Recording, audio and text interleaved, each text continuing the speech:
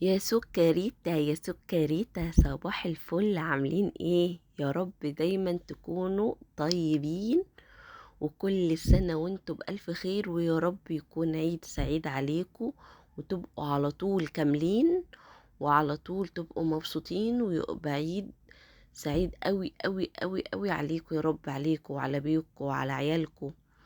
امين يا رب. بصوا بقى، ده اكل ليلة العيد. قلت كده ايه، اعمله معاكم بالتفصيل. ده كان قبل ليلة العيد بيوم، اللي هو يوم الاتنين بالليل. طلبت فرختين ونضفتهم تنظيفة كده محترمة، وشلت كل العروق اللي في الفرخة وكل اللزوقة وكل حاجة. وبعد كده رحت ايه، نقعتها تمام كده.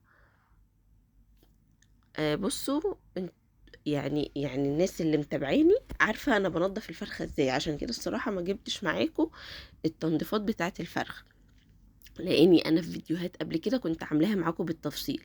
بس اللي متابعني عارف ان انا بحب انقع الفراخ مرتين. اول ما بجيبها من الراجل وتبقى سخنة خالص، اروح على طول حطوها في مية بملح ودقيق، واسيبها شوية لحد ما تبرد خالص، والعضل بتاعها كده يرخي، عشان طبعا من الذبح وكده بتبقى مشدودة وترخي خالص. بعد كده بقى ابتدي انضفها تمام. وبعد بقى ما بنضفها بكون محضرة مية فيها ملح ودقيق وليمون، واروح دعكها حلوة قوي قوي قوي، وسايباها بقى براحتها ساعة ساعتين. عايزة اقول لكم بتنزل كل الزفارة وكل لو في اي دم او اي حاجة تمام. بعد ما بنقعها النقعة دي، بروح ماسكاها تاني كده تحت الحنفية، واروح ايه، عايدة عليها كده تنظيفات، علشان خاطر لو في اي حاجة انا ما شفتهاش في التنظيفات وكده. لازم اخلي الفراخ كده معايا، لو ما بقتش بيضة وزي الفل ما بقدرش اكلها تمام. وعايزه اقول لكم الطريقه دي حلوه قوي قوي. انا كنت جايبه فرختين، وكنت جايبه 2 كيلو بانيه تمام كده. بس انا البانيه مش هعمله. البانيه برضو بنقعه برضو زي الفراخ كده بالظبط، في شويه دقيق وليمون وملح برضو، وبسيبه شويه. وبرضو ايه، بمسك كده واحدة واحدة كده، بشطفها واحطها في مصفى واسيبها تتصفى، والبانيه هشيله، لكن الفراخ هي اللي هشتغل فيها تمام. احنا السنة دي ما كناش عازمين حد، كنت انا ومينا ومامته طنط اللي هي حماتي، بس ما كناش عازمين حد. آه، اهلي وكده كانوا يعني معزومين بره، فايه كنا احنا التلاتة بس. عشان كده بقى ايه، مرضتش اعمل اكل كتير.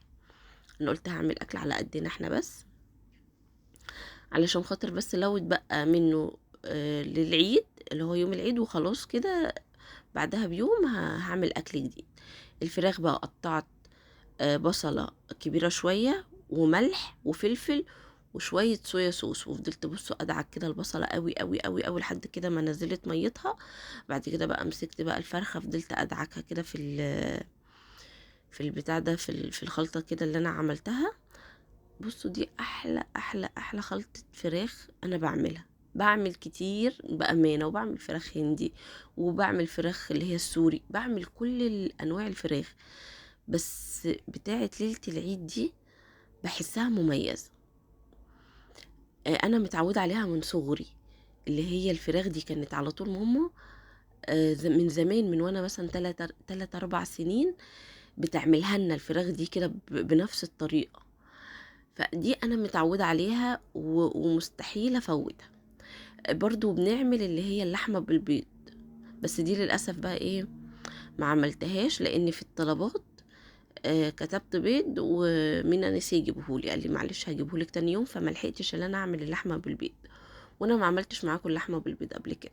دي برضو متعودة عليها من زمان قوي قوي قوي قوي قوي، اللي احنا نعملها. دي بتبقى حاجة كده مقدسة على السفرة، بتبقى مميزة. بحس ان ريحة البيت مميز بالفراخ دي وورقة اللحمة بالبيض. عارفين انتوا لما تعملوا اكلة اللي هي بترجعكوا لزمان قوي، وتحسوا ان انتوا لسه زي ما انتوا. بأمانة هي الاكلات دي كده. فانا مش حابة اغير الطقوس، وحابة بنتي تطلع عليها. بعد بقى ما دعكت الفراخ، بصوا دي كانت كده يوم الاثنين، ماشي.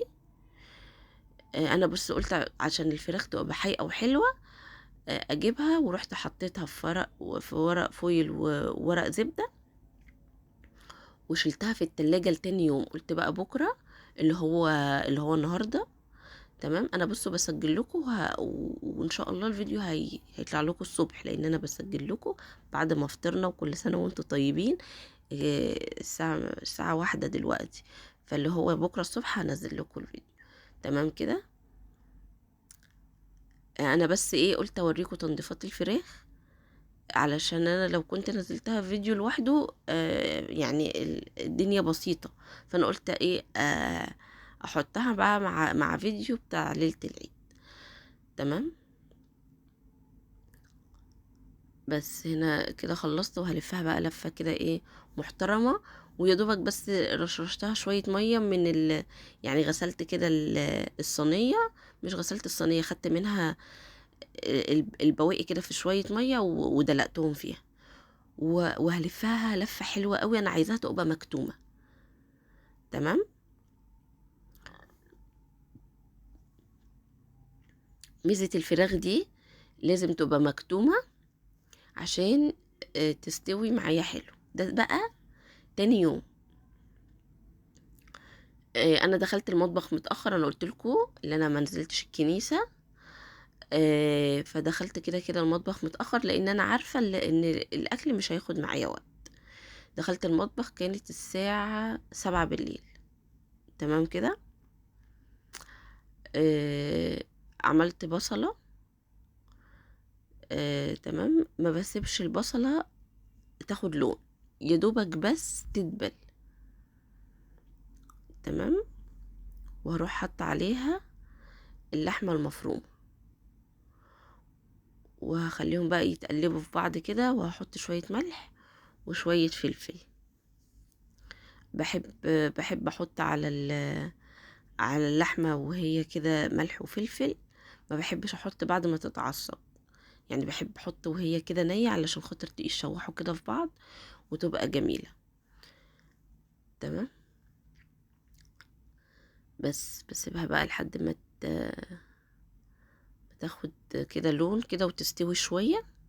بعد كده بقى ايه هوريكم هنعمل ايه. يعني انا سبتها بقى براحتها، ماشي. وكنت بقى ايه غسلت إيه الخضار بتاع الممبار. انا عملت برضو معاكم الممبار كتير جدا جدا، بس انا قلت ايه اعمله تاني معاكم. يعني بصوا انتوا على فكرة على القناة هتلاقوني بعمل الممبار كتير، احنا من عشاق الممبار، فهتلاقوني بعمله كتير وما بياخدش معايا وقت وسهل قوي.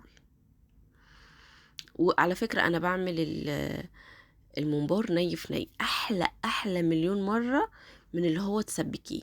صدقوني لو انت بتسبكيه جربي اللي انت تعمليه ني في ني، هيعجبك واخف واسهل. انت مفيش نص ساعة بتكوني مخلصة الممبار. بحط بصل، بس ايه يعني مش بضربه قوي قوي، وبرده مش بخليه كبير، بخليه كده ايه وسط حلو. والطماطم برضو بقرمشها شوية كده، شايفين. انا اخدت الكمية اللي انا عايزاها للممبار، لان انا مش هعمل ممبار كتير، انا هعمل كيلو واحد بس، عشان زي ما قلت لكم احنا ايه آه مفيش عزومة، ومش احنا مش مع بعض، يعني اهلي مش موجودين وكده، فاحنا يا دوبك هنعمل اكل على القد بس. بصوا الحبة الباقيين ضربتهم حلو قوي قوي قوي. وبعد كده رحت دخلتهم، رحت حطيتهم في سوري معلش غلط. رحت عملتهم في اللحمة. خلاص كده انا بحب احط صلصة في اللحمة. معلش دولنا كانت بتعمل حاجات فمش عارفة بقى. المهم بحب احط صلصة على اللحمة المفرومة في المكرونة البشاميل، بتبقى حلوة قوي، بتوديها حتة تانية خالص خالص، غير لما تبقى اللحمة المفرومة كده ناشفة كده لوحدها. سبتها بقى مع نفسها، حطيت بقى التوابل وظبطتها، وحطيتها على نار هادية شوية، لان انا كده كده خلاص انا مش ورايا حاجة، وعارفة ان الاكل هيخلص بدري. وعلى فكرة الاكل خلص الساعة 9، تمام. بس والخضرة برضو بصوا قطعتها، كل حاجة بقطعها في الكبة، بستسهل الصراحة. وكل حاجة كانت معايا بتبقى يعني بستعملها وخلاص مش هستعملها تاني، بروح واخدها على الحوض واغسلها. يعني انا بصوا اخدت الحاجة كده، غسلتها ورحت غسلت الرز ورحت حطيت الرز. تمام، ما بخليش اي حاجة في الحوض، لان انا لو خليت في الحوض الدنيا هتنهار. بصوا بقى، دي آه على قد كيلو ممبار بالظبط، 5 كوبايات رز، 5 كوبايات رز اللي هي كوبايات الشاي العادية اللي هي المج ده. تمام. و آه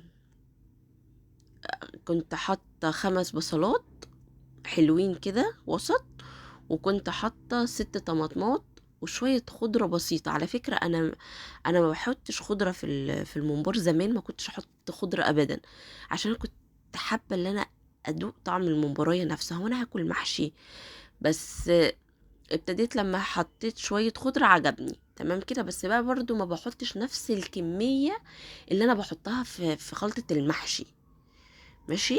فانا بحط خضره قليله جدا، لاني انا اصلا ضد الخضره اللي هي تتحط في الممبار بصراحه، ما بحطش. يعني انا لو ما عنديش خضره ما بوقفش الممبار وبعمله، وبيطلع تحفه وجميل.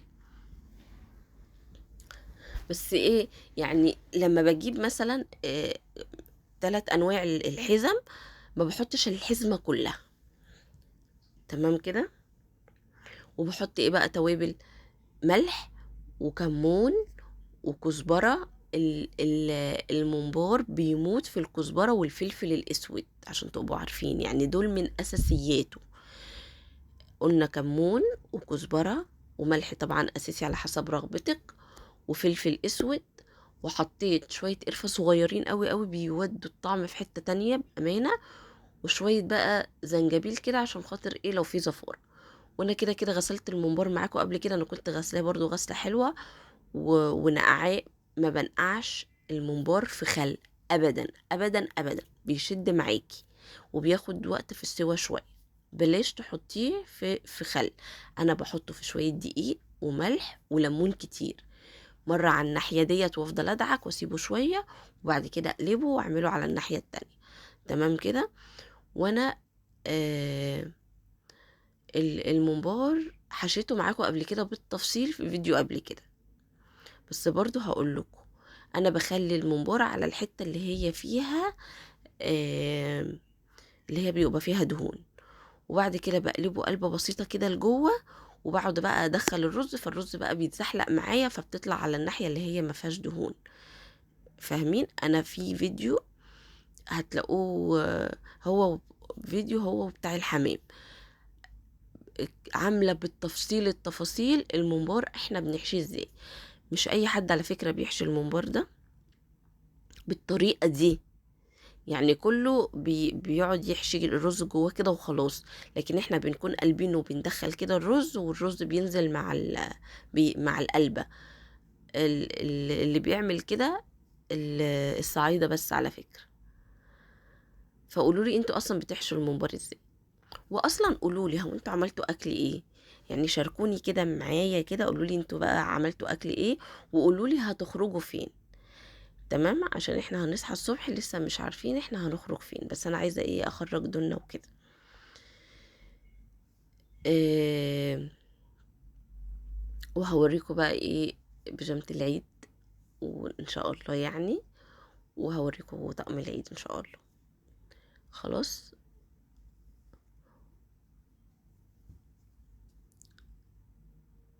بس انا قلت كده احشي معاكم ايه شويه كده، انا مش هحشي معاكم كل الكميه. عايزه اقول لكم الطريقه في الحشو دي سهله جدا، وما بتاخدش اي وقت، ما بتاخدش اي وقت صدقوني. انا كان نفسي اوريكم الساعه وانا بعمله. بصوا انا هنا، بصوا عايزه اوريكم ان نفس المقدار بالظبط. هو خد بامانه لاخر حبه رز، يعني نفس، بصوا المقادير هي دي بتاعت الكيلو. انا ظبطها على كده، وعايزه اقول لكم بتكفي جدا، وبتبقى هي الواحده لاخر حبه رز، فاهمين؟ في الميه بقى انا كنت حاطه، اول ما ابتديت في حشوه الممبار ابتديت احط الميه على النار لان لازم ميه الممبار تبقى بتغلي جدا جدا. رحت بقى حطيت ايه بقى التوابل بتاعتي، حطيت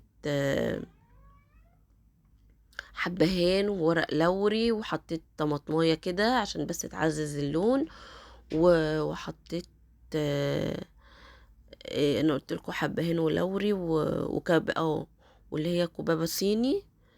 تمام.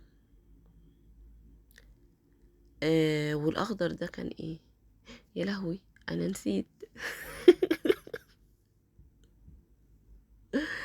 كرفس، ايوه. وحطيت كرفس كتير بقى. الكرفس حلو قوي قوي قوي في شوربة الممبار، بيوديه في حتة تانية. بص انا كنت عايزة اشوف المية مغلية زيادة ولا لا. حطيت من الاطراف، اول ما حسيت ان الطرف قفل يبقى كده خلاص المية بتاعتي آه، مغلية وزي الفل. ابتدي بقى احط الممبار. لا، حطي ممبرايه كده تست من الاطراف بتاعتها، حسيتي اللي هي بتقفل ببطء يبقى استني على المية بتاعتها. تمام. لازم لازم لازم عشان الممبار ما يفرقعش منك. الممبار لازم تبقى المية بتغلي جدا جدا وتغطيه. ما ينفعش الممبار تسيبيه مكشوف. دي اكتر حاجتين بينجحوا معاكي الممبار. لازم تغطي عليه. تمام. بس تسيبي حتة بسيطة قوي. بصوا هتلاقوني مميلة الحلة شوية. لازم تسيبي حتة بسيطة قوي كده عشان تطلع بس كمية البخار و... ولازم المية تبقى مغلية قوي قوي قوي. تمام كده. بصوا بقى، رحت حطيت المكرونة تتسلق على عين، وهعمل البشاميل على العين التانية، عشان انا عايزاهم الاتنين يبقوا سخنين. انا الاول كنت بعمل ايه؟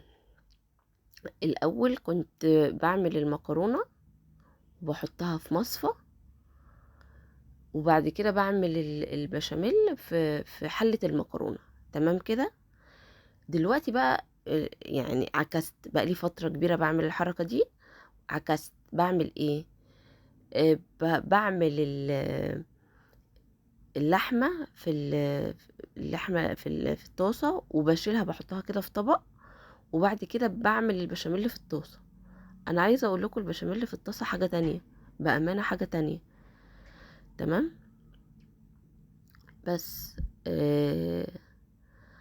بحط دقيق وبحط زبدة. وعلى فكرة عايزة اقول لكم على حاجة بأمانة، المكرونة البشاميل بالزبدة احلى بكتير، احلى بكتير من السمنة والزيت على بعض.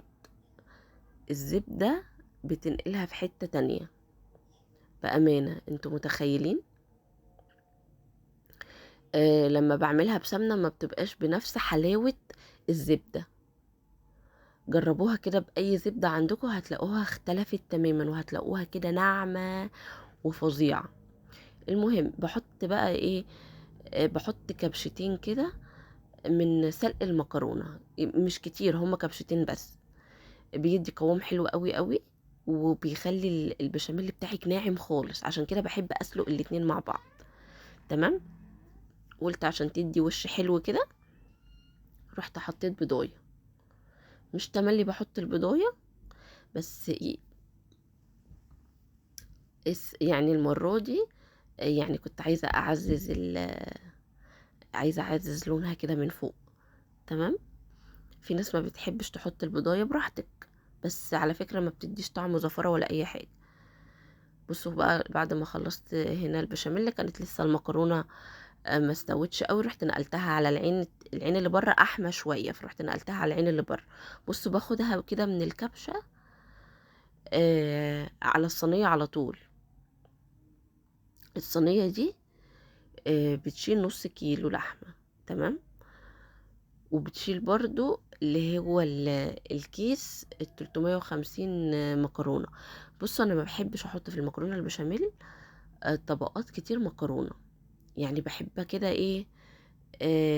المكرونة ما تبقاش كتيرة قوي، يعني ما اللي انا باكل قطعة مكرونة، لا، بحبها اللي هي تبقى كده ايه، خفيفة، والمكرونة بتاعتها ما تبقاش كتيرة. ما بنحب يعني، هو كده، انا بحبها كده. تمام. انا لما سبت البشاميل، الجو كان برد قوي، لما سبت البشاميل بره شوية، راح مسك نفسه شوية. رحت ايه بمعلقتين كده، بصوا هتلاقوه مسك نفسه شوية، رحت بمعلقتين كده نشا، رحت فكيته. تمام كده. بس، وهبتدي بقى ايه، احط البشاميل. عايزه اقول لكم على حاجه. البشاميل ما كفاش معايا، مش ما كفاش معايا، هي كانت كويسه، بس انا كنت عايزه اخليها ببشاميل اكتر. فانا بقى ايه، عملت بشاميل تاني، عملت نص الطاسه بشاميل، ورحت حطيت، انا كنت عايزه بشاميل كتير فيها، يعني عايزه بصراحه اعززها اكتر. فرحت انا طفيت الكاميرا بقى، ورحت عملت تاني في نفس الطاسه كده، هي رحت عملت تاني بشاميل عشان خاطر تتغطى، وهروح بقى ادخلها الفرن. على فكره انا كل دوت اول ما ابتديت رحت حطيت برضو الفراخ في الفرن، حطيتها الاول تحت خالص على درجه حراره 200.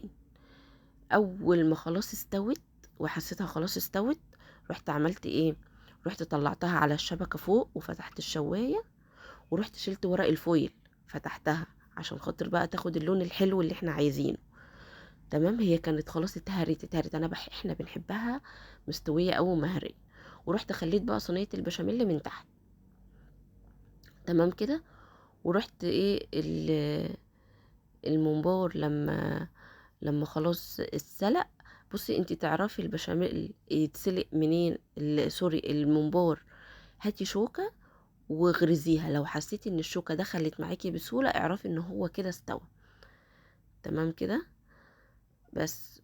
وهنا كنت كده كده خلاص، كانت الساعة 9، وبصراحة انا كنت خلاص عايزة ادخل بقى اخد دش وكده والبس البيجامة الجديدة، فانا قلت ايه بالمرة هحمر. وبصوا هنا يكون الفيديو خلص، وقولوا لي رايكم ايه. وعايزه اقول لكم بامانه الاكل كان حلو قوي قوي قوي، وكان مستوي، وكان تحفه تحفه تحفه تحفه. بصوا الفراخ، انا مش بلمسها، انا دايبه دوب دايبه دوب. وكل سنه وانتم طيبين يا سكريته قلبي. وتعليق بقى حلو كده زيكم، واقول لكم كل سنه وانتم طيبين. ولو اول مره تشوفيني اعملي لي لايك واعملي لي اشتراك، وبحبكم قوي قوي قوي قوي قوي. مع السلامه.